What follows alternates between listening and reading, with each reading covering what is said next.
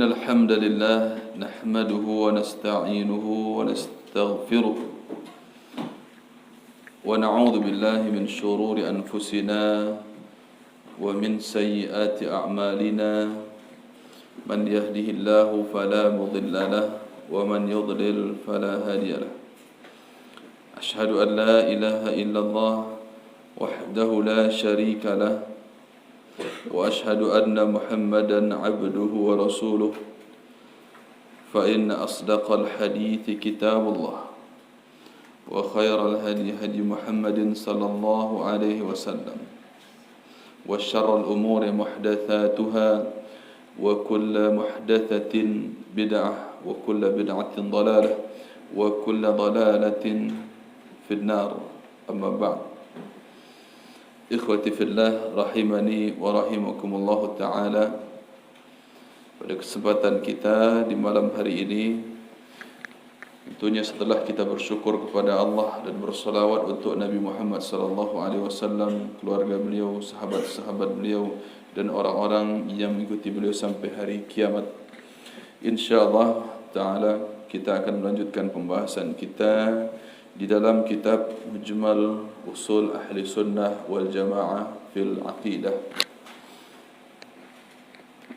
Pembahasan kita masih dalam bab al-iman ya.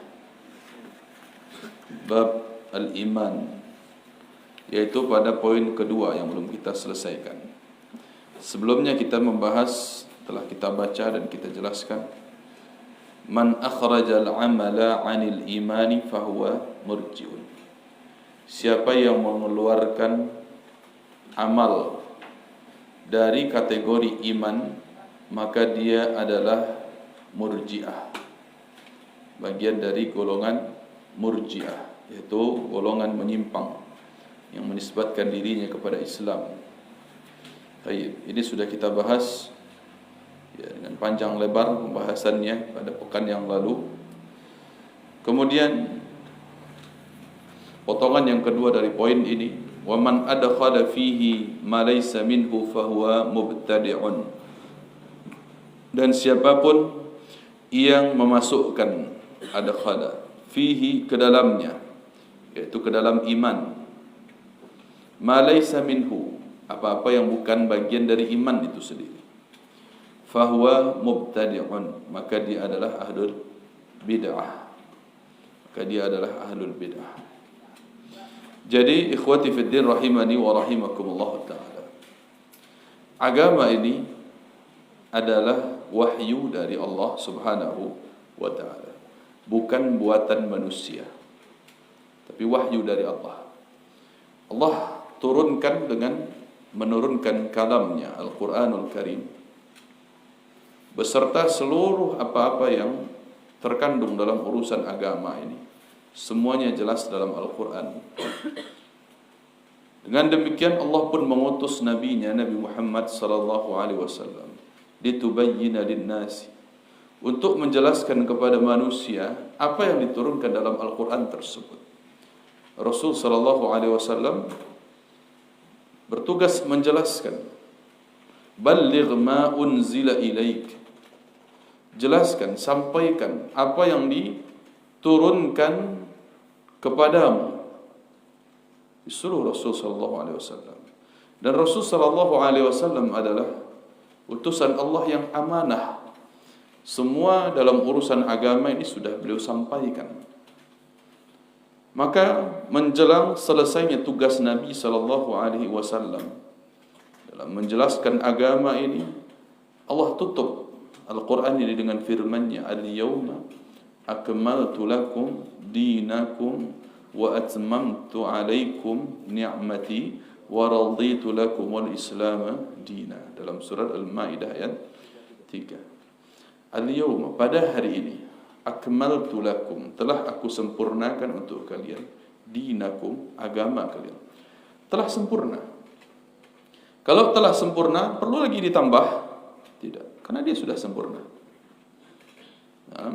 Telah sempurna, tidak ada lagi yang perlu ditambahkan. Maka sudah lengkap. Allah utus Rasul Nabi sallallahu alaihi wasallam. Bersamaan dengan itu Allah turunkan Al-Quran. Ada bukunya, ada gurunya. Bukunya Al-Quran sebagai kitab suci. Gurunya Nabi Muhammad SAW yang menjelaskan. Maka sudah lengkap. Dan Rasul SAW pun mencontohkan sebagai diri beliau seorang manusia yang bisa ditiru, bisa dicontoh. Amalan perbuatan beliau yang berkaitan dengan urusan agama ini bisa dicontoh kepada beliau. Makanya setelah sepakat kita menjadikan beliau sebagai uswatul hasanah.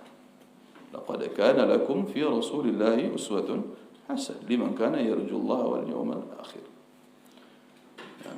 Sudah jelas Nabi SAW yang menyampaikan secara gamblang, tidak tersisa sedikit pun. Sampai-sampai beliau SAW dalam suatu hadis beliau sebutkan, "Ma baqiya syai'un yuqarribukum minal jannah wa yuba'idukum 'anil nari illa wa qad buyyina lakum." Tidak tersisa sedikit pun, kata beliau, apa-apa yang bisa mendekatkan kalian kepada surga dan menjauhkan kalian dari neraka, kecuali semuanya telah dijelaskan. Setelah dijelaskan semuanya, tidak ada yang tersisa. Nah, makanya Salman Al-Farisi ketika berhadapan dengan orang-orang Yahudi, "Allamakum nabiyyukum kulla syai' hatta al-qira'ah." Qala ajal. Sungguh Nabi kalian itu telah mengajarkan segala sesuatunya, sampai-sampai adab buang air pun diajarkan. Salman mengatakan ajal, betul. Demikian adanya. Semua urusan dalam urusan ibadah, dalam perkara-perkara agama telah sempurna dan telah dijelaskan oleh Rasulullah sallallahu alaihi wasallam. Makanya beliau jelaskan, "Man ahdatha fi amrina hadza ma laysa fihi fahuwa raddun." Dalam hadis riwayat Imam Bukhari, man ahdatha, siapapun yang membuat-buat tambahan-tambahan dalam urusan kami ini, urusan agama, yang tidak ada dari kami, tidak ada perintahnya, tidak ada contohnya, maka itu adalah amalan yang tertolak, bid'ah. Ini perkara, masalah bid'ah bukan perkara yang ringan. Sampai-sampai Imam Malik rahimahullahu ta'ala beliau mengatakan apa? "Fama lam yakun yawma idzin dinan fala yakunul yawma dinan." Apa-apa yang bukan bagian dari urusan agama ketika Nabi masih hidup dan para sahabat masih ada, apa-apa yang ketika itu bukan bagian dari agama, maka hari ini pun bukan bagian dari agama. Jadi kalau melihat mana bagian-bagian dari agama, lihat yang ada pada zaman Nabi SAW dan para sahabat. Maka Nabi yang menyuruh, "Alaikum bisunnati wa sunnatil khulafa'il mahdiyyin ar-rasyidin."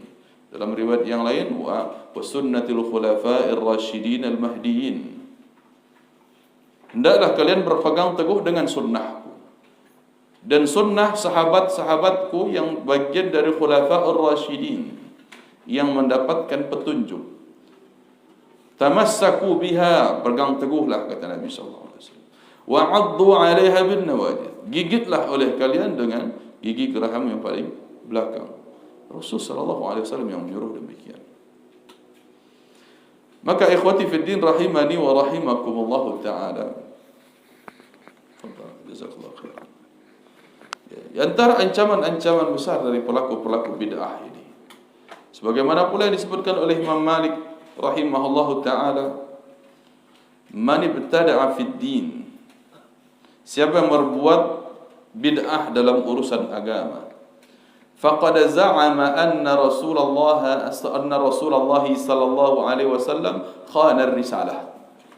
Siapa-siapapun yang membuat urusan baru dalam agama, melakukan amalan bid'ah, membuat-buat urusan baru yang berkaitan dengan agama, padahal Nabi tidak mengajarkan, berarti dia telah menuduh Nabi sallallahu alaihi wasallam berkhianat. Makanya kenapa orang berbuat bid'ah? Karena dalam khayalannya dia saja, pendapat dia saja, ini kan baik, ini kan bagus, apa salahnya? Saya kan cuma berzikir, saya kan sholat. Dalam perayaan Maulid Nabi, kan saya kan baca sirah Nabi, saya kan banyak berzikir di hari itu. Saya kan banyak melakukan amalan-amalan soleh. Ini kan baik. Anggapannya hanya sebatas itu. Makanya sahabat Nabi SAW yang menjelaskan sendiri, Abdullah bin Umar bin Al-Khattab radhiyallahu ta'ala, al-bid'atu kulluha dhalalatun wa in ra'aha an-nasu hasanah. Seluruh bid'ah itu adalah kesesatan, walaupun manusia menganggapnya sebagai kebaikan. Ini kan baik katanya. Walaupun manusia memandangnya sebagai kebaikan, tapi syariat memandangnya sebagai kesesatan. Wa in ra'aha an-nasu hasanah. Berarti ada dong bid'ah hasanah. Betul ada, tapi semuanya sesat. Mau bid'ah hasanah kah atau sayyi'ah kah, semuanya sesat. Ya, yang menyebutkan bid'ah hasanah itu di antara Ibnu Umar. Al-bid'atu kulluha sayyi'atun wa in ra'aha an-nasu hasanatan. Walaupun manusia memandangnya hasanah, tetap dia dhalalah. Al-bid'atu kulluha dhalalatun wa in ra'aha an-nasu hasanah. Seluruhnya sesat walaupun manusia ada yang memandangnya hasanah. Jadi kalau ada orang membagi bid'ah hasanah dengan bid'ah sayyi'ah, betul pembagiannya ada. Tapi semuanya sesat. Bagaimanapun orang mendukung bid'ah hasanah, dia tidak akan mau dipanggil sebagai ahlul bid'ah hasanah, tidak akan mau. Dia tetap ngaku dirinya ahlu sunnah. Bagaimanapun dia bilang membela, oh ada bid'ah hasanah, ya sudah, antum berarti ahlul bid'ah hasanah. Tidak suka juga dia. Ada enggak orang mau dibilang ahlul bid'ah hasanah? Enggak mau dia. Saking jeleknya bid'ah hasanah, sampai-sampai pelakunya enggak mau dikatakan ahlul bid'ah hasanah. Baik. Ikhwati fi din rahimani wa rahimakumullah taala. Jadi Nabi SAW sendiri yang mengatakan kullu bid'atin dhalalah. Seluruh bid'ah itu dhalalah, kesesatan. Wa kullu dhalalatin finnar, dalam riwayat tersebut. Dan setiap bid'ah itu dan setiap kesesatan itu di neraka. Lihat bagaimana Nabi merunut ini. Setiap bid'ah itu sesat dan setiap sesat neraka. Kalau ada bid'ah hasanah, emang tetap masuk neraka? Iya begitu. Karena Nabi yang bilang, dhalalah, sesat. Gimana ceritanya? Setiap bid'ah sesat kecuali bid'ah hasanah dan semuanya masuk neraka. Ya enggak mungkin juga. Karena Nabi sudah jelaskan, dua-duanya pakai kullu di situ. Kullu bid'atin dhalalah wa kullu dhalalatin finnar. Mau ditakwil pakai bahasa apapun, pakai terjemahan manapun, pakai ilmu balaghah manapun, pakai kaidah nahwu sharaf apapun, toh Nabi SAW paling pandai berbahasa Arab dari kalian, wahai orang-orang yang melakukan bid'ah. Ya, ini kan banyak orang-orang yang sekarang yang ngaku-ngaku jago mentasrif, jago mereka bermain nahwu sharaf katanya. Ya, ini sirahnya apa? Kullu. Kemudian posisinya apa? Maqamnya apa dan sebagainya. Tujuan dia apa? Tujuannya cuma satu, melegalkan bid'ah, itu aja.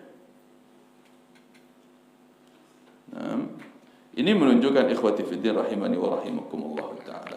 Ada memang orang-orang yang bersikeras memasukkan hal-hal baru ke dalam agama. Padahal dia bukan bagian dari agama. Dia ingin tambahkan. Dari mana dia dapatkan? Dari istihsannya dia. Dari dia menganggap ini baik, ini baik. Dari anggapan itu saja. Sehingga dia tidak perlu melihat kepada Nabi SAW dan para sahabat. Maka yang dikatakan sunnah itu sebagai lawan dari bid'ah, ya, kita cukupkan diri kita di atasnya, bersungguh-sungguh di atas sunnah, walaupun sedikit yang kita sanggup, itu jauh lebih bermanfaat daripada bersungguh-sungguh di atas bid'ah walaupun banyak. Tertolak apa gunanya? Kita lelah, letih beribadah dari pagi sampai sore tapi tidak diterima oleh Allah. Kita sudah bayar mahal-mahal untuk melakukan suatu ibadah tapi tidak diterima oleh Allah. Raddun. Apa gunanya? Mending sedikit tapi di atas sunnah dan konsisten. Amal-amalan ibadah kita sanggupnya cuma salat sunnah, qabliyah, ba'diyah rutin. Konsisten di situ, alhamdulillah, jauh lebih bermanfaat daripada amalan-amalan bid'ah. Kan ada orang yang setiap habis salat dia sujud syukur dulu. Dia sujud syukur setiap habis salat sampai lecet di sininya untuk sujud syukur, tapi ditolak oleh Allah Subhanahu wa taala. Karena bukan tempatnya sujud syukur di situ. Bukan tempatnya untuk sujud syukur setiap selesai salat. Kenapa? Karena Nabi SAW tidak mencontohkan itu. Maka yang dikatakan amalan bid'ah perlu kita pahami. Pertama, amalan itu apabila dianggap bagian dari agama atau ibadah.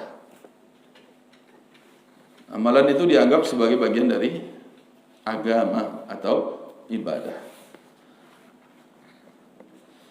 Yang kedua, amalan tersebut tidak dicontohkan oleh Nabi SAW dan para sahabat.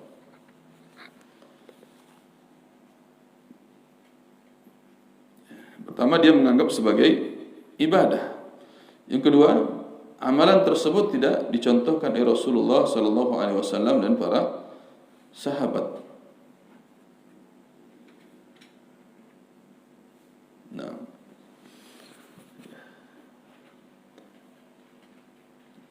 jadi perlu kita pahami, ada orang-orang yang berdalil betul dia dari Al-Quran dan hadis, tetapi tidak dicontohkan oleh Nabi SAW amalan tersebut. Tidak pula diamalkan oleh para sahabat. Ya. Maka ini tidak sah dikatakan bagian dari agama, walaupun dia pakai dalil. Jadi dalil itu tidak serta-merta dipahami oleh akal masing-masing, tapi harus lihat dulu bagaimana Nabi SAW menjelaskan dan bagaimana sahabat Nabi SAW melaksanakannya. Ini perlu kita pahami baik-baik. Karena ikhwati fiddin rahimani wa rahimakumullah ta'ala, ibadah yang dilakukan, ya, ibadah yang dilakukan. Ya, pertama dulu dalam masalah yang tadi dulu, yang dua hal yang kita sebutkan tadi, antara syarat kapan amal itu terjadi kan, tersebut ke dalam bid'ah. Dua hal besar. Pertama, amalan tersebut dikaitkan dengan urusan agama. Berarti kalau urusannya dunia selain urusan agama, mau kita ceramah ini pakai mic, ini urusan duniawi saja. Ya. Tidak ada kaidahnya kalau pakai mic pahalanya lebih besar, kalau tidak pakai mic pahalanya kecil, gitu. Tidak ada. Tidak ada urusan ini. Nah, mic ini urusan duniawi saja. Dia hanya mengantarkan suara, mempermudah urusan. Memakai sajadah ketika sholat. Nabi SAW sholatnya di atas tanah padang pasir. Jadi pakai sajadah ini bid'ah. Urusan duniawi, mempermudah urusan ibadah saja, mempermudah fasilitas. Bukan dia intinya ibadah, tapi fasilitas menuju ibadah, mempermudah. Nah, begitu juga soft yang ada garisnya, buatkan garis, mempermudah untuk meluruskan soft. Itu bukan bid'ah. Itu perkara duniawi dan sifatnya fasilitator, media atau perantara. Termasuk alat transportasi. Naik haji pakai pesawat, apa pesawat itu bid'ah? Bukan. Itu urusan duniawi. Dia fasilitator saja mengantarkan kepada tempat haji. Paham? Harus paham mana bedanya bid'ah, mana bukan. Ini kan orang-orang yang tidak paham, bertahun-tahun diajarkan dia. Wah, katanya bid'ah, itu mikrofon bid'ah. Nah, enggak ada di zaman Nabi gitu. Bukan maksudnya yang semua yang tidak ada di zaman Nabi itu bid'ah, bukan. Tapi lihat dulu urusannya kemana. Man ahdatsa fi amrina, dalam urusan kami. Apa urusan Nabi itu diutus oleh Allah? Apakah membahas dunia? Mengajarkan agama. Maka urusan Nabi SAW adalah perkara agama. Adapun yang lain-lainnya, fasilitator menuju agama, menuju ibadah, ya, urusan-urusan dunia, antum a'lamu bi umuri dunyakum. Kalian lebih tahu tentang urusan agama kalian. Urusan dunia kalian, afwan. Kalian lebih tahu tentang urusan dunia kalian. Tapi urusan agama, ya Rasul yang diutus untuk menjelaskannya. Kalau urusan-urusan duniawi itu banyak sekali. Mau tanam apa, urusan itu. Jangan dikira ya yang sunnah itu nanam korma. Kalau tidak nanam korma bid'ah. Ini kaidah dari mana? Enggak ada kacang panjang di zaman Nabi, berarti kacang panjang ini bid'ah. Ini ya, orang-orang yang memang dia sebenarnya tidak mau untuk tahu, tidak paham, tidak mau untuk paham. Selalu gagal paham. Diajarkan ini urusan agama, bukan urusan duniawi. Begitu kaidahnya. Maka ikhwati fiddin rahimani wa rahimakumullah ta'ala, setidaknya dalam urusan agama ini terkait dengan 5 hal. Jelaskan oleh Ibnu Qayyim dalam kitab-kitab beliau. Urusan-urusan agama atau ibadah ini biasanya terkait dengan 5 hal. Pertama, jenis ibadah itu sendiri. Yang kedua, tata cara pelaksanaan ibadah itu sendiri. Jenis. Yang kedua, tata cara. Yang ketiga, jumlahnya. Yang keempat, waktu. Yang kelima, tempat.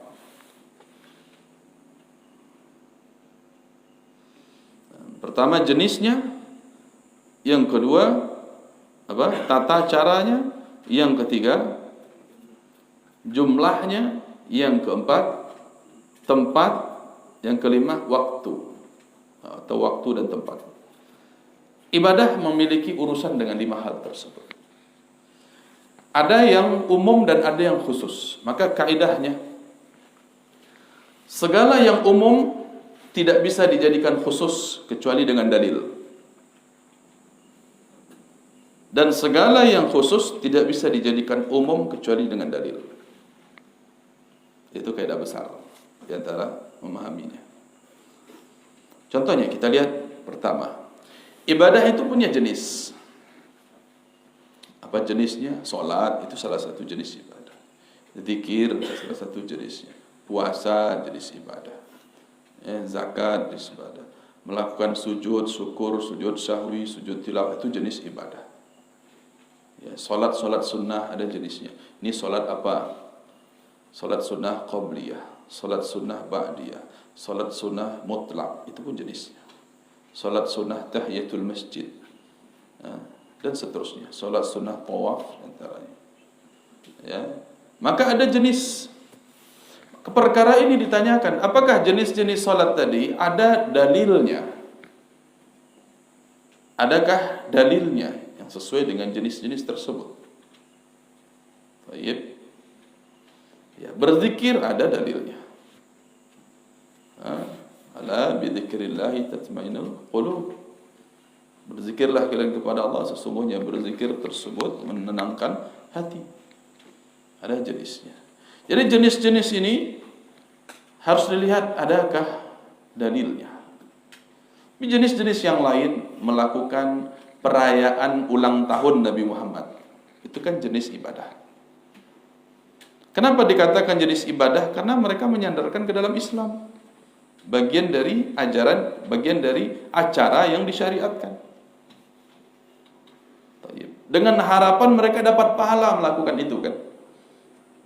Dengan harapan mereka dapat pahala merayakan itu. Tapi tanyakan dulu, adakah Nabi SAW merayakannya? Kalau ada dalam hadis nomor berapa, kitab yang mana, mereka pun pakai dalil. Ditanya tentang puasa hari Senin, maka Nabi menjawabnya, hari itulah aku dilahirkan. Oh, berarti Nabi merayakan kelahiran beliau. Lihat kemana ujung dalilnya ini. Nabi ditanya tentang puasa hari Senin, Lalu Nabi menjawab, itulah, iya aku berpuasa dan itulah hari aku dilahirkan. Nah, mereka melakukan perayaan Maulid Nabi sekali setahun. Padahal hari Senin berapa kali dalam setahun? Berapa kali hari Senin dalam setahun? Ayo, siapa yang tahu? Sekitar 57 kali. Enggak pernah hitung kan?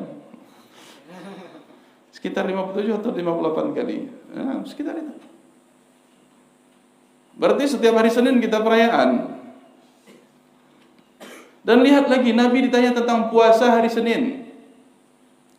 Padahal kalau hari raya haram puasa, ya kan? Ya, puasa yang diharamkan Idul Adha, Idul Fitri. Haram puasa. Kenapa? Karena itu hari perayaan. Lalu ini dianggap hari perayaan padahal Nabi puasa. Berarti bukan hari perayaan itu. Udah jelas dibantah sama Nabi dengan sikap beliau melakukan puasa hari Senin. Menunjukkan bahwa itu bukan hari perayaan. Kalau itu hari perayaan maka dilarang puasa. Seperti perayaan Idul Fitri. Haram puasa di 1 Syawal, betul? Sepakat para ulama. Lalu Nabi kok puasa di hari perayaan? Kalau memang ada perayaan Maulid, itu berarti bukan perayaan. Satu. Walaupun pakai dalil tapi penempatan dan pemahamannya salah. Tanya dulu, apakah Nabi melakukan? Apakah sahabat Nabi SAW, orang yang paling dekat dengan beliau, pernah merayakan, wahai Rasulullah, hari ini engkau ulang tahun, gitu? Adakah? Ya Maulid itu kan bahasa lainnya ulang tahun, hanya diarab-arabkan biar syar'i gitu. Ya, bahasa orang-orang kafirnya Natal artinya. Perayaan Disnatalis. Kelahiran suatu lembaga dinamakan Disnatalis. Hari kelahiran. Natal. Itu dalam bahasa orang-orang barat. Dalam diarab-arabkan sedikit jadinya Maulid. Sama artinya. Coba cari apa arti Natal. Lahir. Apa arti Maulid? Lahir sama aja. Baik.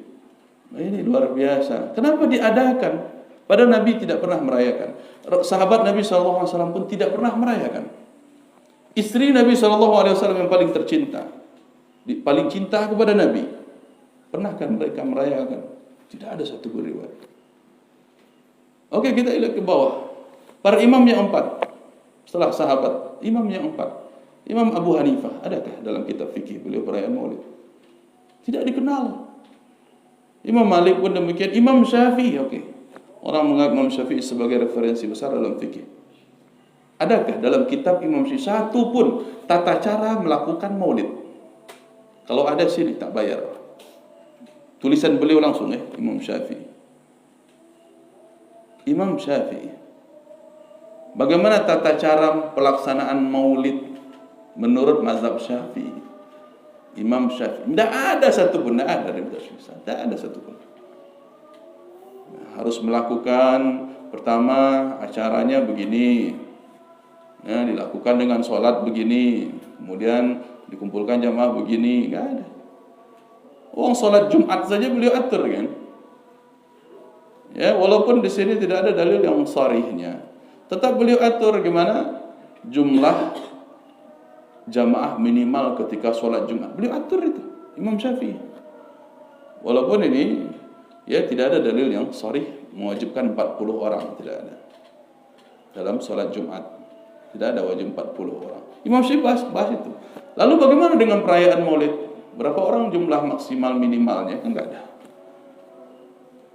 Itu berarti bukan bagian dari agama. Enggak pernah Imam Syafi'i bahas. Imam Ahmad apalagi, tidak dikenal perayaan Maulid di zaman para ulama, tidak dikenal sama sekali. Tidak pernah mereka merayakan kelahiran Nabi SAW. Adapun mereka bergembira para sahabat dengan lahirnya Nabi, itu ketika lahir betul seluruh kita bergembira. Bahkan dengan adanya Nabi SAW, walaupun dengan hadisnya di tengah kita gembira, bahagia kita dengan adanya Nabi SAW sebagai penunjuk jalan. Ya, jalan agama Islam ini kita bahagia dengan adanya beliau. Nah, maka ini terlihat ya bagaimana orang-orang yang membuat sesuatu urusan agama yang diada-adakan sendiri padahal Nabi SAW tidak melakukannya. Jadi lihat pertama jenis ibadah. Kalau urusan jenis ibadah ini tanyakan dalilnya dulu. Apakah Nabi melakukan? Apakah sahabat Nabi SAW mencontohkan atau tidak? Lihat ini jenis.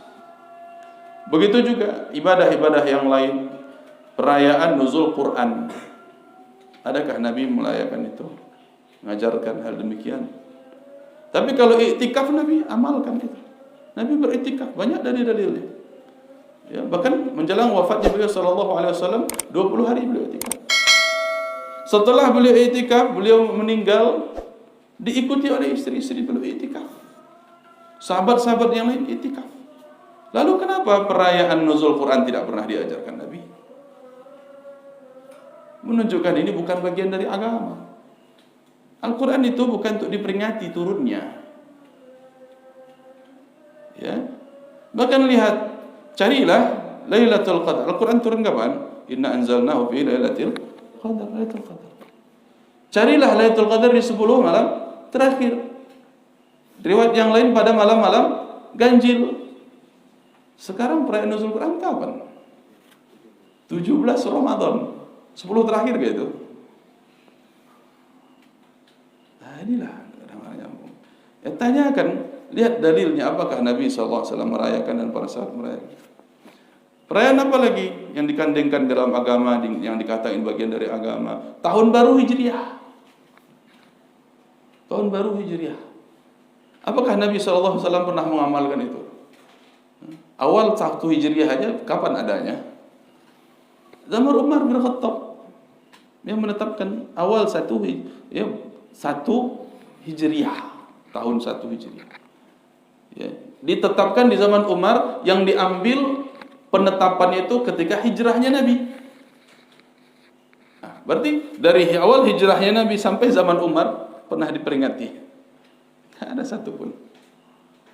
Maka nggak dikenal peringatan-peringatan 1 Hijriah, meramaikan, ya kita berpartisipasi untuk menyelenggarakan dan sebagainya dengan acara apapun, tidak ada. Maka Nabi SAW telah mencukupkan kepada umat Islam ini 2 hari raya, Idul Adha dan Idul Fitri. Dan hal-hal yang lain kan, ya maka dikiaskan kepada yang itu. Lihat, ya kalau berkaitan dengan jenis ibadah, tanyakan dulu dalilnya dan prakteknya dari sahabat Nabi SAW. Baik, kita adzan dulu. Fadhal. Baik, alhamdulillah wassalatu wassalamu ala Rasulillah. Amma ba'd. Kita lanjutkan sedikit lagi insyaallah. Jadi dalam berkaitan dengan ibadah, setelah kita tahu bahwa jenisnya ada, dalilnya. Oke. Jenisnya seperti baca Quran itu kan satu ibadah. Bahkan baca Yasin itu kan ibadah. Ya kan? Ya, lakukan salat itu kan ibadah. Membaca kalimat tahlil la ilaha illallah itu kan ibadah. Betul? Lihat lagi yang kedua apa? Caranya. Apa? Tata caranya, metodenya. Bagaimana cara kita salat? Nah, lihat cara yang diajarkan Nabi SAW. Bagaimana tata cara berzikir? Lihat tata cara Nabi SAW berzikir. Wad'u rabbakum tadarruan wa khufiyah. Dan seterusnya, wadhkur rabbaka fi nafsika ya bil ghudwi wal asali wa dunal jahri min al qawl. Dalam satu ayat kita lihat. Ini tata cara.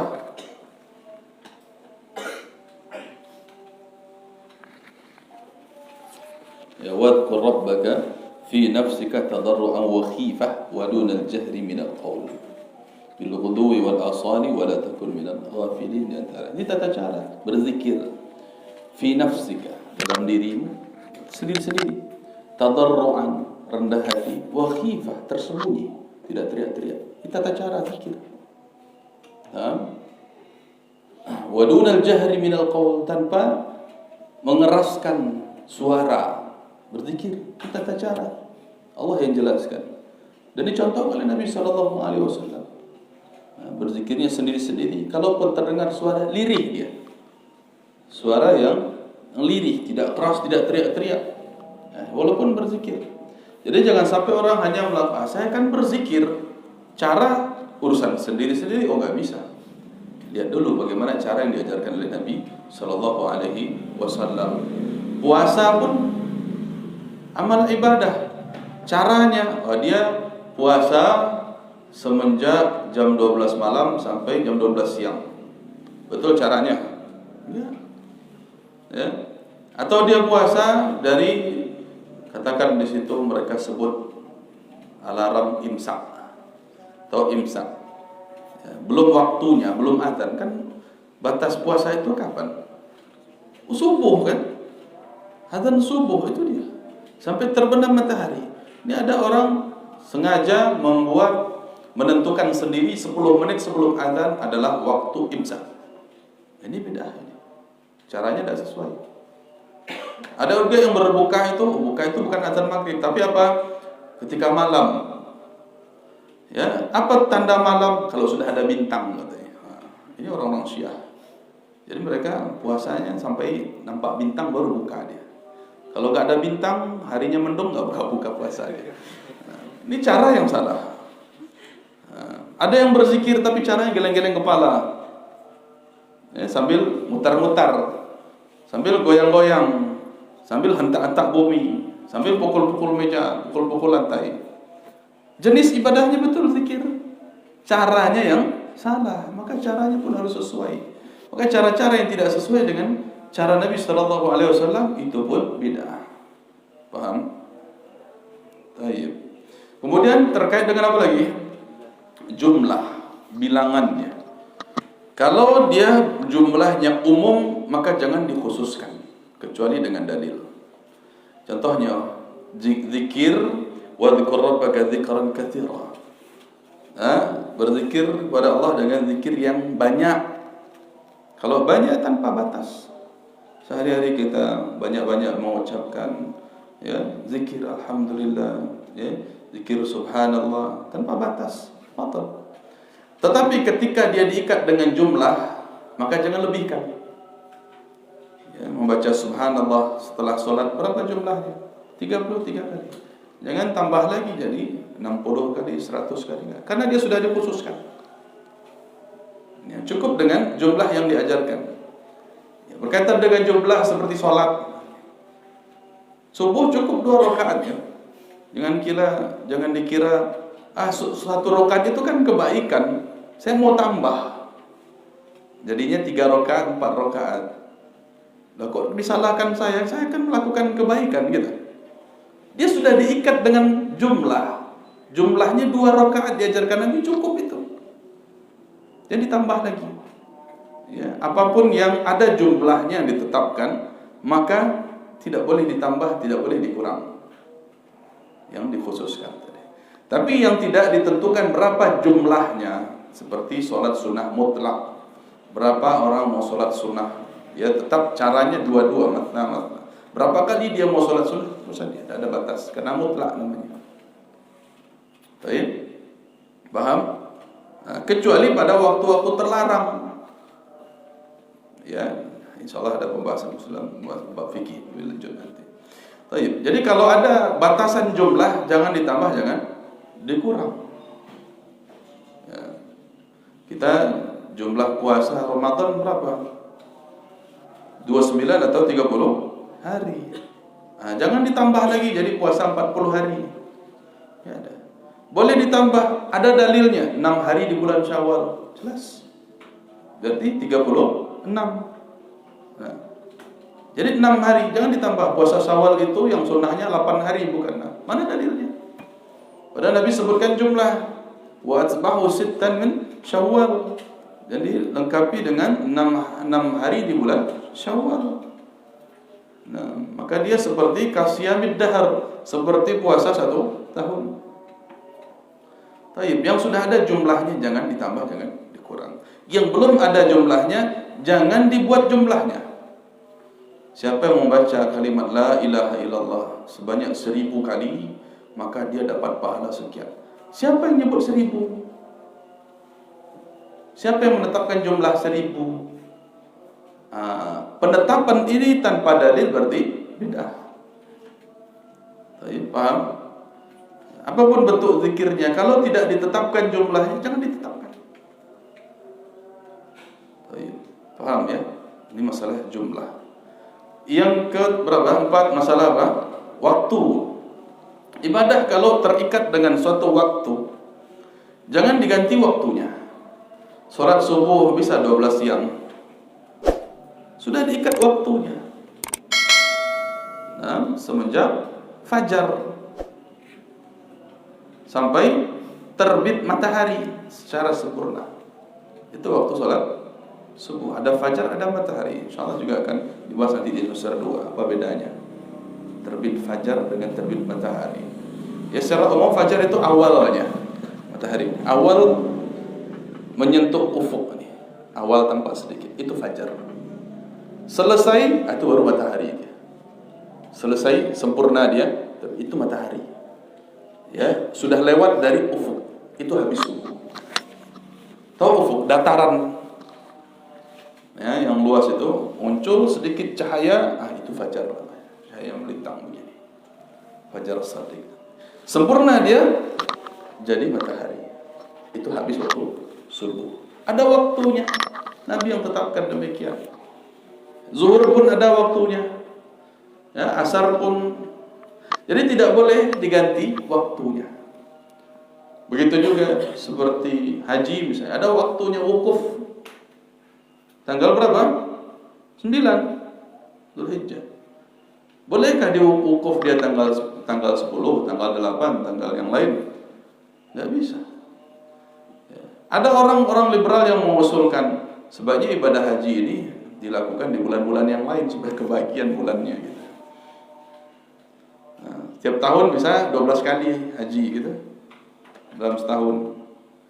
Nah, ini nggak mungkin karena ada waktu ketentuannya. Al-Hajju al-Arafah. Rukun haji terbesar itu Arafah. Sedangkan hari Arafah khusus, tidak bisa diganti ke hari yang lain. Begitu juga ibadah-ibadah yang lain yang sudah ada waktu khususnya. Ya. Zikir pagi, petang, ada waktu khusus. Ini dibaca pagi, ini dibaca petang. Nggak bisa yang petang dibaca pagi, pagi dibaca petang. Kalau dikhususkan untuk pagi atau petang, ada waktunya. Paham? Jadi ibadah terkait. Tetapi kalau tidak ditetapkan waktu, maka jangan ditetapkan khusus. Contohnya, ibadah baca Al-Quran. Iya ibadah. Kalau ditetapkan ketika orang meninggal, nah, dikhususkan dia baca Quran pas ketika orang meninggal, nah ini bid'ah dia. Karena waktunya umum baca Quran kapan saja. Tapi ketika dia khususkan di hari-hari tertentu, dia baca Quran, maka jadi bid'ah. Termasuk baca surat Yasin itu amalan ibadah.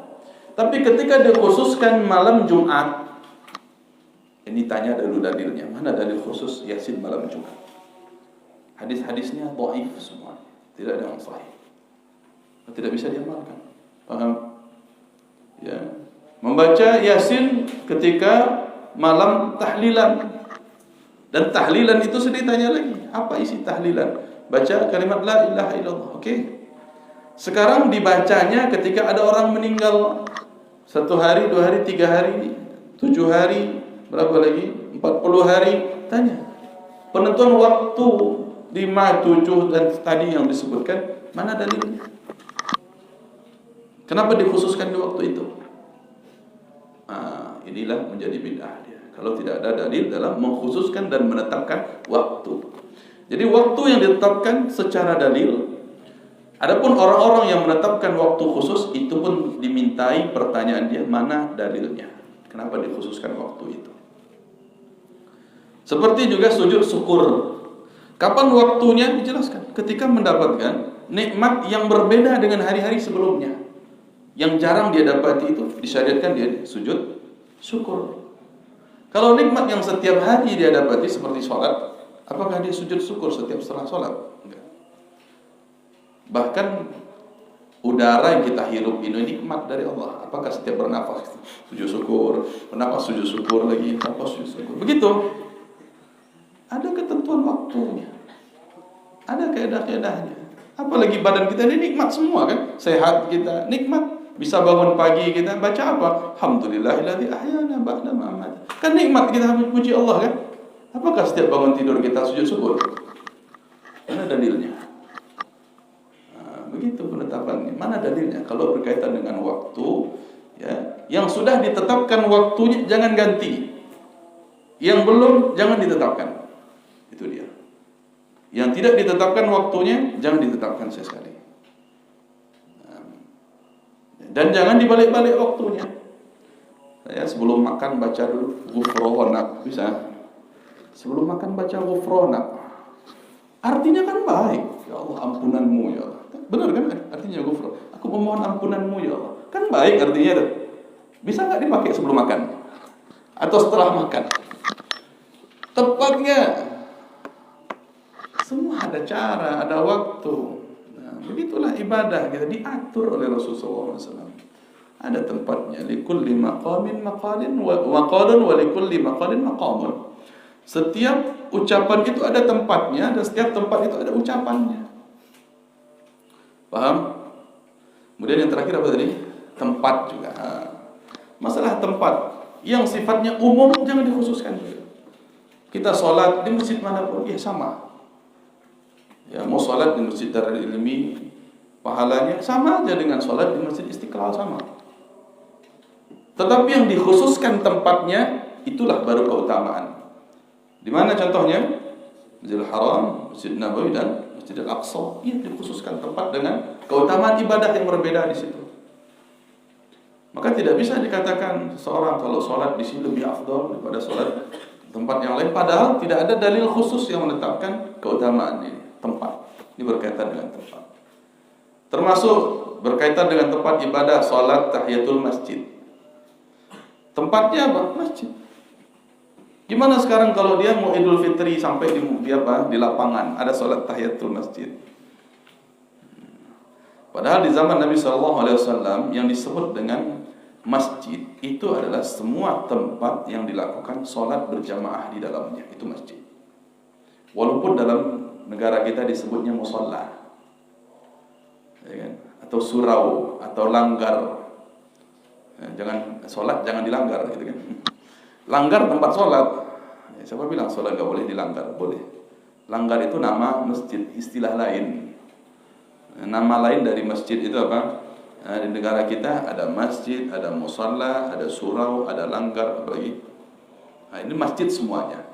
Ketika dia didirikan sholat 5 waktu berjamaah di dalamnya, maka dia masjid. Maka kalau tidak dilakukan sholat 5 waktu di dalamnya disebut dengan musalla di dalam bahasa Arab, musalla.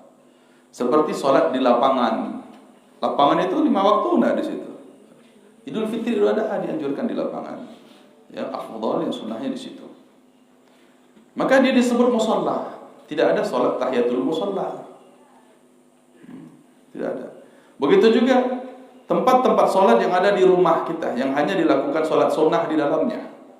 Kita dalam rumah adakan space sedikit, ini sholat tahajud, sholat sunnah di situ. Itu musalla namanya. Begitu juga di kantor-kantor yang bukanya itu dari jam 8 cuma sampai jam 5 misalnya. Sholatnya apa di situ? Zuhur asar aja. Berarti itu musalla. Karena masjidnya jauh tapi dia sholat berjamaah di situ boleh aja. Syaratnya dia berjamaah. Boleh. Sholat fardu berjamaah di situ. Iya. Ya, karena masih termasuk farqa'u ma'al aqim misalnya. Nah, dia sholat berjamaah di situ boleh. Tapi tidak ada di situ sholat tahiyatul musalla. Nah, langsung dia adzan, ya, kemudian langsung iqamah sholat berjamaah. Paham? Nah, jadi ini berkaitan dengan tempat tadi. Kalau ada tempat yang umum jangan dikhususkan. Dan tempat yang khusus jangan dijadikan umum. Haji tempatnya di Makkah. Bolehkah haji di Indonesia? Di Candi Borobudur atau di Istiqlal hajinya? Ada keutamaan? Enggak ada. Sah pun tidak. Ada orang yang haji di kuburan, ya. 7 kali ziarah ke kuburan itu sudah sama dengan haji. Wah, ini ngeri kan? Dia ibadah yang berkaitan dengan tempat. Tempatnya di situ, ya di situ misalnya. Tidak ada di tempat lain. Paham? Umroh juga di situ tempatnya, Makkah. Tidak ada di tempat lain. Maka yang berkaitan dengan tempat, kalau di dalam ayat-ayat dan hadis secara khusus maka tetap di atas kekhususannya, jangan dijadikan umum. Dan kalau yang sifatnya umum, jangan dijadikan khusus.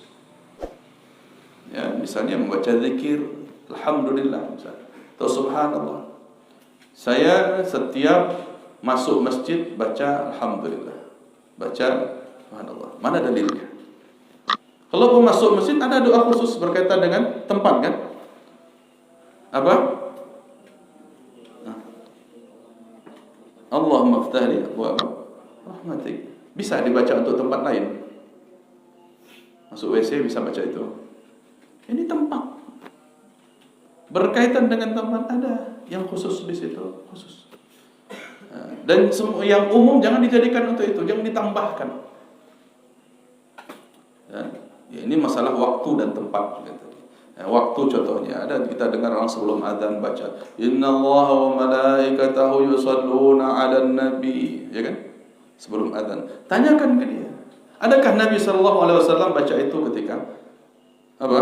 Ketika mau azan. Dia bilang itu kan ayat, iya, ayat umum ini, kapanpun bisa dibaca. Tapi ketika dikaitkan dengan amalan khusus sebelum azan, ini ditanyakan dalilnya. Ketika dia ditentukan sebagai amalan khusus sebelum azan, maka tanyakan dalil. Paham? Baik, mudah-mudahan bisa dipahami semuanya.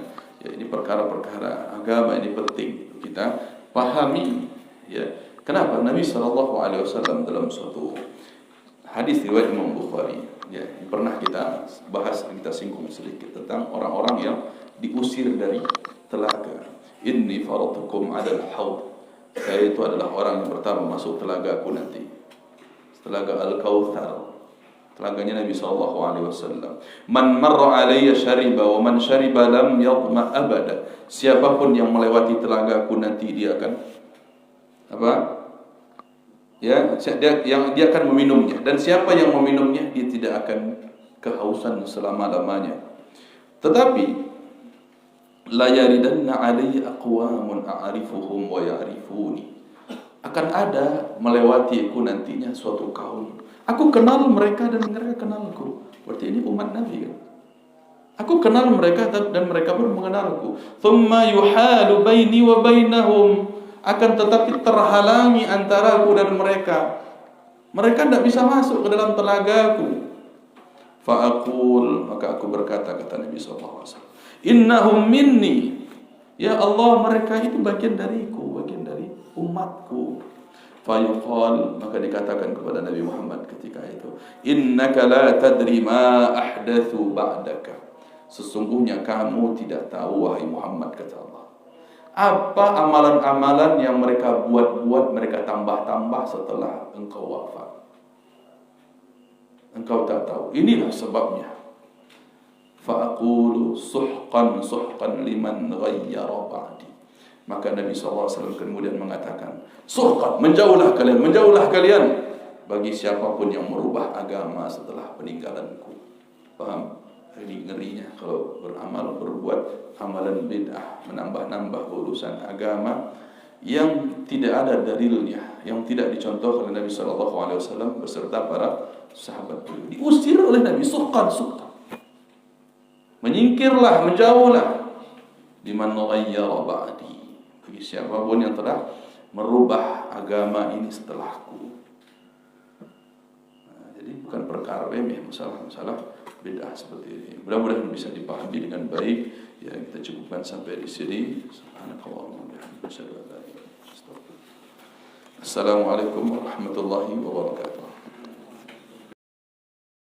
قل يا عبادي الذين أسرفوا على